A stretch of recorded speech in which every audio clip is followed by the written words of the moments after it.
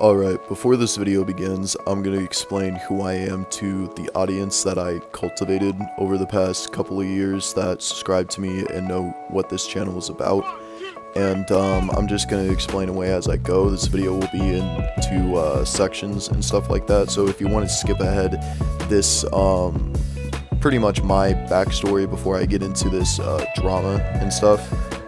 My name is Zane Peep on YouTube. I used to own an Instagram, an Instagram account called Zane Peep back in the day when I created it when I was 13 to 14 years old. The reason why I choose Zane Peep because Zane is my first name, and Peep, I was inspired by Lil Peep, and I used to listen to Lil Peep when I was 13 years old, and I remember when I turned 14 in September 27th of 2017, later in that year. 2 months pass in November, that's when Lil Peep died in that year, and I was like, damn, when I turned 14 in that year, that's when Lil Peep died, and that's when I changed the name to Zane Peep instead of my full name on Instagram, and that's how I had the name to begin with, and there's the backstory to that. Now, I'm going to explain how I knew Jumex and how I became friends with him slowly through time and all that stuff. So after Lil Peep died and stuff like that, later in 2017, there's a kid smoking in class and yelling World Star. I think it was reposted by No Jumper at the time or World Star itself, and they tagged his username called Lil Jumex around that time because that's what he was going by. I remember as a kid, it was kind of cool, I guess, to be rebellious or whatever, or not giving a fuck kind of attitude. So I followed him instantly and listened to his songs, and I instantly fell in love with the dude's music because I was listening to a lot of underground rap around that time as a kid, like Shimigami, Gucci High Waters, all them. And I remember thinking to myself as a kid, like, damn, like, I'm gonna text this guy on Instagram called Jumex, and I'm gonna say like his music is dope. I doubt he's gonna text me back because he has 4,000 followers or 3,000 followers around that time. So I really doubted that he was gonna text me back because he probably had 3,000 to 4,000 people text him every day. That's what I thought. You know what I mean? Because I didn't understand like how social media worked as a kid. I mean, I was 13 to 14. I was 14 years old when I texted him that. And I remember Jumex himself back in the day texting me back saying thank you, and that's how it all started. So later in 2017 to 2018, going on to 2018, he created Sad Boy Suffer and added a little collective, a little group. And I remember it was mostly Jumex and Love Burns at the time because it was just two people. It was a small group. It wasn't really the big group as people know of it as today when he blew up. But after that, I was still texting him mostly on Snapchat and stuff like that. And further down this video, I have proof to provide that I was actually friends with Jumex. Extra case people are thinking that I'm lying for some reason for clout or publicity, which I'm not. I have nothing to gain from this.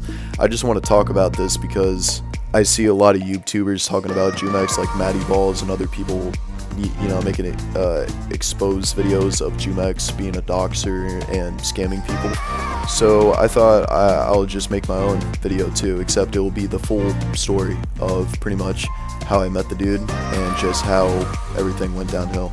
So like I said, that's when Sad Boy Suffer was created, or SBS, and within that year of 2018, the start of 2018, the beginning of 2018, he was radio silent. Until late 2018, he randomly came out with a music video called Trapped, and later in 2019, Loner. But Trapped was his, I guess, first big break from a smaller artist and stuff like that, and I guess he was blowing up in the underground and as Jumex, as Love Jumex. It was no longer Little Jumex, which was kind of a weird transition in my opinion. But me already liking his music, and plus I turned 15 around that time, I thought it was really dope. I was really happy to see Jumex succeed and all that stuff. And then ever since then, I thought everything was going to be okay and fine, and I was forever going to be friends with one of my idols, one of my artists, a person that I actually listened to and saved my life, to be honest with you. Without his music, I thought his music was really good around that time and really unique because nobody was making music like him, in my opinion. Like, people were making screamo, but when it has to come to his singing videos, he was kind of unique and very talented with that shit, I would say. And that's kind of the little story of how I met Jumex. And alright, so we're going to be talking about the doxing and stuff like that. So this is where I guess the video gets a little fun because I have screenshots to provide this stuff and add context to it. But Jumex, alright. So there was a falling out in SBS, and the new people that were in SBS was Sad C-Rod, and I don't know, Conundrum, and I'm pretty sure Love Burns or Travis and stuff like that. And originally they were concerned that their friend was taking Xanax, like heavy amounts of Xanax, to the point where he could OD. So they were calling him out on Instagram and social media because that's where they would get his attention, I'm pretty sure. So the more the group tried to expose Jumex's drug problem, the more Jumex exposed their entire address to his Snapchat right here. Yeah, this is bad and very fucking illegal, but yeah. But it gets worse. Then after he doxed Love Burns and I don't know, Conundrum's house on Snapchat, he also went to I don't know, Conundrum SoundCloud and removed one of his biggest songs called Heart Boy, I'm pretty sure, which had 100K at the time, and he copyrighted it because it had the SBS tag, the Sad Boy Suffered tag, in the beginning of the song, which is a pretty asshole and shitty move on his part because Jumex had money. The other artists, like I don't know, Conundrum, barely has money for lawyers to try to sue, or you know. So on Jumex's part, it's very shitty, very fucking shitty. Oh yeah, and more context on Jumex's doxing. If you guys didn't see the screenshot, I remember I have Jumex added on Snapchat around that time. I don't anymore because I will explain that later down this video. But anywho, I remember seeing that on Jumex's Snapchat story a while back when I was 16, and I didn't know what was going on. I wasn't aware of any drama because I was I was in Tennessee at the time. I was vacating. So when I saw that story, all I saw was like two people sitting outside of a house, and I saw an address posted on someone's shit, and I was like, did he just dox somebody, or what is this? And then there was another post of him doxing his other friend. I remember seeing that around that time. If I could, I remember, I wish I would have screenshot it to provide more, but that's all I remember from that, and there's a little more context to that. Now that I've explained the doxing, I'm going to explain my personal issues with Jumex and me knowing him. So I remember Jumex just ghosted me around the time, and I remember he just randomly blocked me over some dumb shit. Me and him had a back and forth. I pretty much said, why did you dox SBS, or question him on his present behaviors and stuff like that, and he just blocked me, called me a bum and all this stuff, and yeah.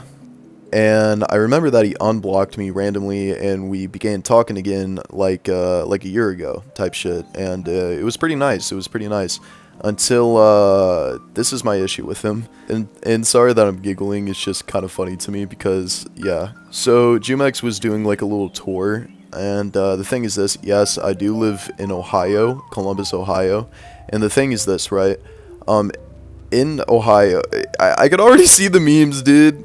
The thing is this, he was touring in Cincinnati, Ohio, which from Columbus to Cincinnati, that is a 2-hour fucking drive. And to remind you, I don't have a car. I don't have money like that. I am currently working a job so I can support myself of having a car, or financing a car, and getting around that way, you know. But I remember telling Jumex I couldn't go because nobody can take me. My mom or dad ain't gonna drive me 2 hours to Cincinnati just to see your ass, or my girlfriend to drive you, or my girlfriend to drive me to see your ass and shit like that. Sorry if I'm stuttering a lot. I normally don't do videos like this, and I'm just nervous how this video is gonna perform, but hopefully it kind of performs well. But I'm gonna show you a clip real quick of Jumex just pretty much treating me like shit because I couldn't come to his show, and just, yeah, he's been treating me like shit for pretty much since I was 17 years old. So yeah. Nigga, I know you're not coming, but it's whatever. If you want to be like that, be like that. Y'all don't even follow me on the gram. I don't give a fuck. You know why I don't give a fuck? Because if it wasn't for you, I wouldn't have been here. So even if you don't currently support me, nigga, I don't give a fuck. At least you did in some point in time, and it got me to where I'm at now. So thank you, nigga. Like real shit, nigga. A nigga spokes facts. My boy, you gotta come. Cincinnati, Ohio, September 1st. And if you guys pause that clip right there to read my response to it, by the way, I just woke up and heard that voice message that he sent me around that time, so that's why my English, I guess, to that text message was so poorly. Like reading that back cringes me out because I'm like, damn, I made no sense right there. But if you don't know, I do music on the side. So Instagram kept action blocking me. So instead of making a new account to not get shadow banned, I made a new account to basically, you know, dump some money into my own music career and focus on my music career seriously and all that stuff. I'm not going to say my music name on this channel because I don't want people feeling bad and subscribing to that or listening to that. I do not want that. And if you guys replay that clip, he literally says, if it wasn't for me, he wouldn't be where I was at. That sounds like a little bit of an ego trip or a cope, I ain't gonna lie, but that's just me, in my opinion, of course. People can think what they want to think of it. So in this section of the video, I want to get into the pedophile or pedophilia or grooming allegations. I do see people mentioning them even in videos like Matty Balls and other videos that I seen on Jumex exposed videos, and nobody talks about it. People act like this shit never happened. It's crazy. And we're also going to be talking about the scams as well, so be prepared to see some, like, a lot of shit. So I guess this takes back in 2 years ago. So 2 years ago, Jumex started like a little cringy beef with a guy called what the fuck, Stink or some shit. I don't know. I can't remember the username that well. I'll probably look dumb once I show the screenshot. But pretty much, there's a lot of people DMing Stink that Jumex is a pedophile. Don't even listen to him. He's just trying to bait you and stuff like that. So I'm gonna send the proof right now to that. And more context on the pedophile or pedophilia allegations. I remember Love Burns, aka Travis, when he got his account back because Jumex tried to take over his account and try to basically steal his clothing brand for no fucking apparent reason. I remember when I was vacationing in Tennessee, I remember this shit went down. It was like a back and forth of him and the internet. But pretty much Love Burns screenshotted a lot of conversations with 13 to 15-year-old girls of them claiming that when they were texting Jumex, because Jumex is well known for texting a lot of his fans and stuff, so the allegations could be true, but at the same time they can't. Yeah, I'm just bringing it up because nobody else wants to bring this up for some fucking reason. But this is one of the stories that I should have screenshotted half of this fucking shit when I saw it, because me trying to research this shit up now is so fucking hard, because rather his label covered everything up or you just can't find it, and it was just a one-time post kind of thing. But the story was this: Jumex was texting a 13-year-old or 14-year-old girl around that time, and it got flirtatious real fast, and randomly he sent her a dick pic on the internet, and which is very illegal on his part as well. And there's even fucking comments when he was being called out for pedophilia. There was comments on his Instagram page in early 2020 of people spamming pedophile and stuff like that, because the internet fucking found out about this shit and they were pissed. And his comments, he was deleting his fucking comments around the time, or his label was deleting the comments around that time, because an artist got exposed and all that stuff. And the funny thing is this: After the pedophilia allegations happened, pretty much, Jumex stayed away from the internet for 2 years. He didn't post anything, no music for 2 years, and randomly came back, and he didn't say sorry or acknowledge the allegations at all, which is suspect as fuck because, dude, 2 years later, he just doesn't say anything about it. And it's crazy that his fans just didn't care either because they were like, yay, Jumex, you're back. Oh my god, you're making music again. Like, what? And then to make it all worse, he removes all his posts back then so people will stop spamming pedophile and stuff like that. And when this man was getting accused of being a pedophile, more clips, more stuff just came out about the guy. Like him doing Xanax, like I said before again, clips of him saying some suspect ass shit. And I'm gonna just show you right here. Mark's just standing in a fucking bush. Bro, I wish I could date 9-year-olds. And by the way, he used to have a sober-like image. Like in his Genius interview, if you ever watched it, pretty much he says like, "Oh, I beat my Xanax addiction, and I'm just trying to inspire people to be themselves." But really, he just fucking lied, bro. Like, it's crazy. Oh yeah, and more context to the Fortnite clip, I guess, when he said that nasty-ass comment. His name is Mark. I mean, if I pop up the video of him smoking weed in class, the teacher yells his name, Mark! Which pretty much, she's trying to stop him from doing that. I mean, it's fucking crazy. And now we're going to get to the stalking and stuff like that. Jumex and his new group of friends are all pieces of shit. And I like to question Ghost Holmes, that weird motherfucker, too. Because he used to be like, Jumex is a pedophile, man. But now he straight up lives with the dude and acts like, and he's just best friends with the dude. Like nothing happened. Like he didn't say that shit or said like Jumex is straight up a pedophile and all that. And before I get to the stalking / harassment with the username Lil Saku, that Fortnite clip was from Lil Saku and stuff like that. And context about her, she's an artist as well. She used to be friends with Jumex. But ever since she stopped being friends with Jumex, she basically just exposed him for being a piece of shit behind the scenes and being a weird guy and possibly being a pedophile as well and saying some suspect ass shit towards minors. And Little Saku did expose, okay, this is a screenshot from 2022. Little Saku has stopped associating with Jumex since 2020. Jumex still harasses this fucking girl for no goddamn reason. It makes me goddamn sick to my stomach, honestly. And here's the screenshot of it. And the context behind that, Jumex would fucking add all of SBS, including me and Little Saku, in group chats on Snapchat, and telling Little Saku, like, to kill herself, make fun of her weight, and all this shit. And I can confirm that fucking Jumex has been harassing this girl for months, weeks, just because she stopped being friends with him because of the pedophilia allegations, him stealing music, and doing Xanax, dude. And ever since then, I remember this screenshot that I took a while back. The thing is this.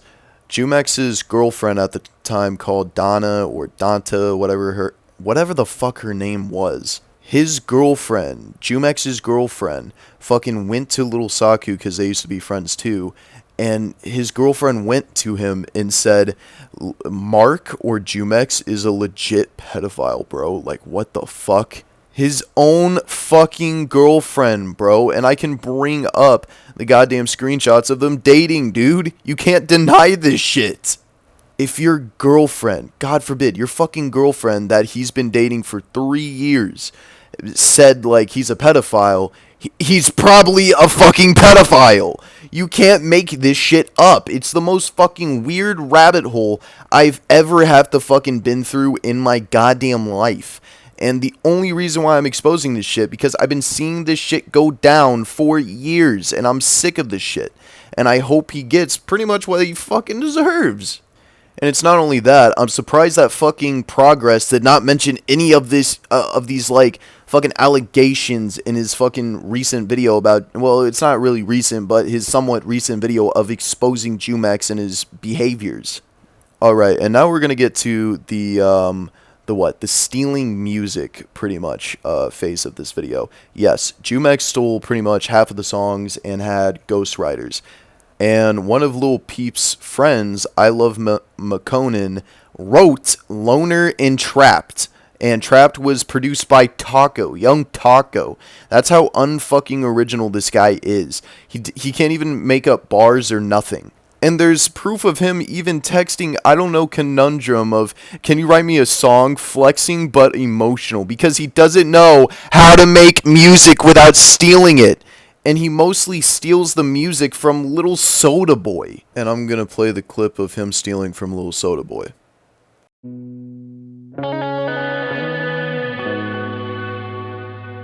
Strawberry blonde in the sun red. I pop a pill, now I'm okay. Strawberry blonde in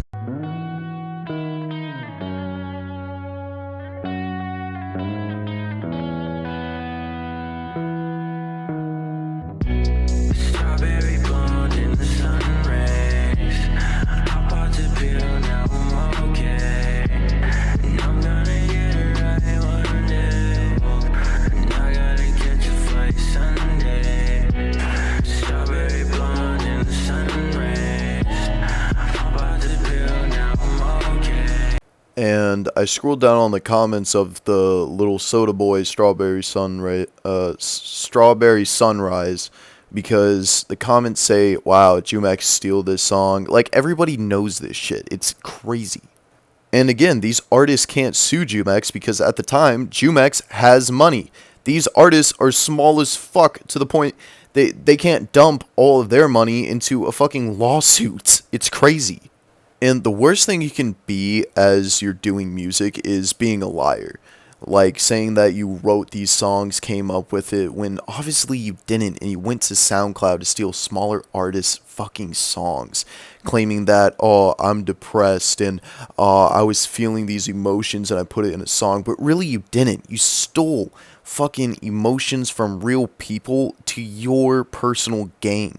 And that's the sickening part about it, is you lied to your fans, and your fans just don't know what or what not to believe. And being a Jumex fan and seeing this shit, it fucking hurts knowing his music wasn't really real to fucking begin with. It wasn't really real. What he was going through wasn't real. He doesn't have depression. It's just a gimmick that the fucking industry is putting from him because he's signed by a label. It's fucking crazy. And I think I pretty much went on with everything I wanted to go through and shit like that. And some of you probably noticed that some of the information is familiar or not.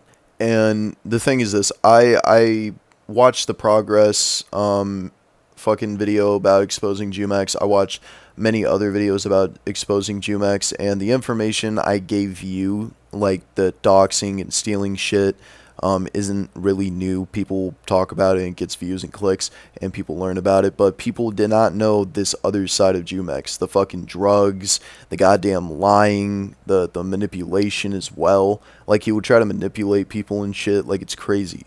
Him lying to fans about having a clean image and not scamming, and oh yeah, he scammed his fans out of like 1,000, or tried to scam some of his fans that made music out of $1,500 to $500 through like Bitcoin apps and stuff. And here's the proof real quick before I move on. Oh yeah, and this screenshot of the pedophilia allegation is also all the screenshots provided on the exposing Jumex Instagram account. Those screenshots are provided by Love Burns, Travis, aka Jumex's ex-friend, that still treats him like shit, by the way. And there is context behind this screenshot of Travis pretty much screenshotting other people's stories about Jumex and what he did to possible victims and stuff like that. And he's in Love Burns saying, I'm doing all as I can to screenshot this and put it on my story, but spam pedo under his comments to remind him what he did. You know what I mean? And sorry if I can't speak. I'm just terrible at this goddamn commentary YouTube shit. I'm sorry. And like I said, here's more screenshots of Jumex trying to scam his own friends out of $500 to $400, his fans, and yeah, it's a damn mess, man. And it's kind of crazy how the same account texted pretty much all of his friends trying to scam them about music promotion or Bitcoin currency scams and all that shit. And this is the part of the video where you believe everything I say or not. I mean, I have provided pretty much proof of where I come from, how I used to be friends with Jumex and stuff. I'm no longer associated with his whole friend group or situation because everything, like I said, fell apart. But at the same time, I didn't forget what happened to Jumex and the situations that he was put through. Scamming, pedophilia, lying, stealing from artists, fucking just everything. And just being a massive fucking snake and liar. But with that said, this video is coming to a short stop because it feels like I talked about things I mostly wanted to talk about and expose pretty much a piece of shit human being that has no talent or nothing.